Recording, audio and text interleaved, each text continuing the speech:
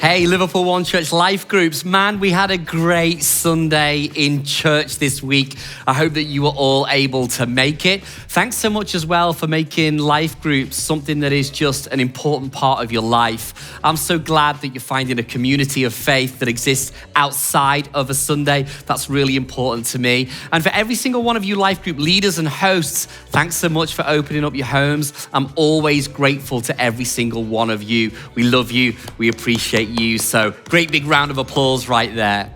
This Sunday, we were speaking about something that I am incredibly passionate about for our church family as we move forward into 2026. We spoke about making sure that if we follow Christ, we also take care of the things that were important to our Father in heaven.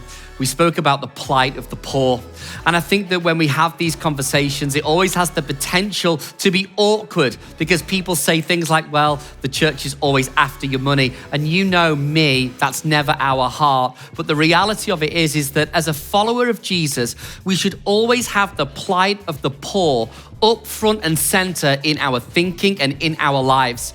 We started to look from a book of Philippians where the Apostle Paul is writing to a church in Philippi, and he's talking to them about a time whereby they sent a financial gift, a financial care package to him whilst he was in prison, and he was writing a letter of thanks to them, but really he could have been writing it to us here at Liverpool One.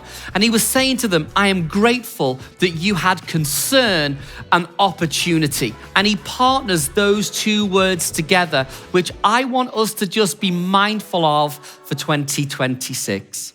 The idea of that you have concern for the poor is one thing, and it's good. And we must have concern for the poor because that same passage of scripture goes on to give us a promise, and it tells us about how God will take care of our needs, not according to what you have, but according to the glorious riches of Christ in heaven. But that promise is only applicable to the generous. It's only applicable to those that have a concerning heart for others. In other words, the big idea is now we follow Jesus, we don't live our lives for ourselves anymore, but rather we live life considerate of others.